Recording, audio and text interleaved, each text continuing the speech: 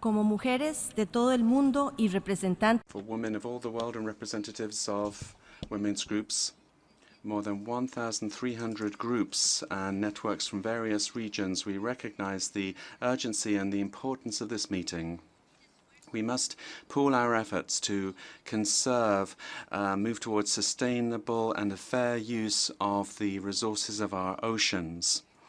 We must also ensure that we guarantee in all decisions arising from this conference and future processes that will be developed that we include the aspects of social sustainability, economic and ecological sustainability.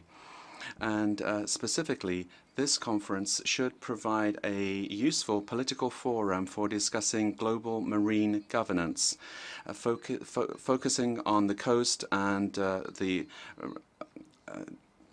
mining and other issues and reefs. And we must take decisions on the impact of the economic agreements concluded in fisheries.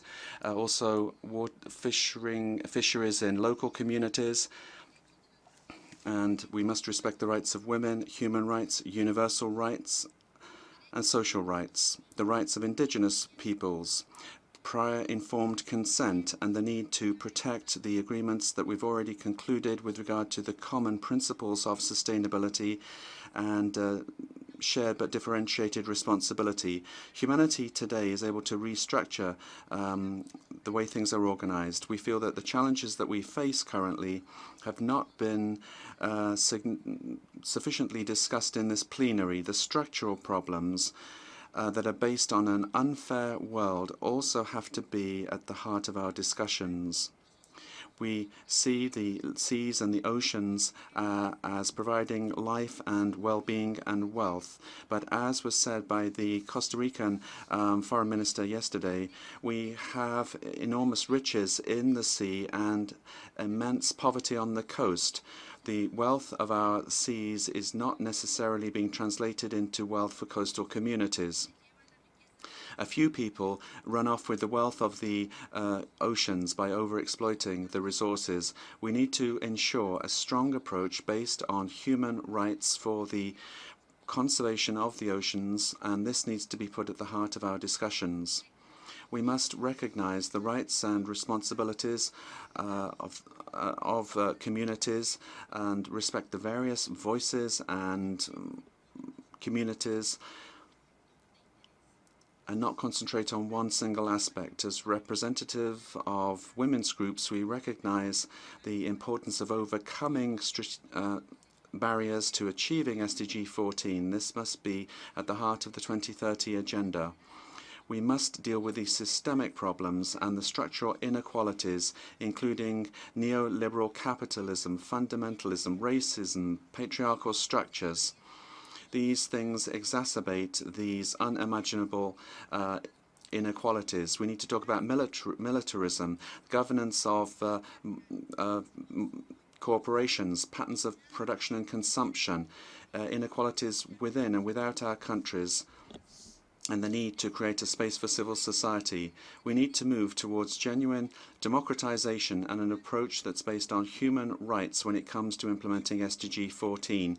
And necessarily, this includes recognizing the rights of women, fishing communities, small-scale fishing, men and women, their role in managing small-scale fisheries. We call upon you to recognize the rights of prior, free and informed consent of indigenous peoples in their communities, and to recognize women in their diversity throughout. Women defend this vision. We need to ensure the end of violence against women and promote respect for women and children in their sexual rights. We must recognize the importance of small-scale fishing, particularly associated with community-shared governance. This is important for food security and provides other benefits for coastal communities. We haven't seen much recognition of the work that women do to achieve SDG 14. Not very many affirmative actions that can balance the power structures in the main discussions that we've had. We call upon you on behalf of future generations and well-being to define clear accountability and to define the indicators that we'll use today to bring about greater fairness and justice. When it comes to my country, Costa Rica, and the organization that I work for, we have adopted the implementation of voluntary guidelines for sustainability for small-scale fishing to protect food security and help to eradicate poverty. This is a powerful instrument to advance human rights, together with conservation of the oceans, governance, gender equality, climate change are important subjects. We call for specific actions that will make the oceans for everyone, particularly for those that need it most. Thank you for enabling us to express the vision of our women's organization at this first and urgent meeting on the oceans. Thank you.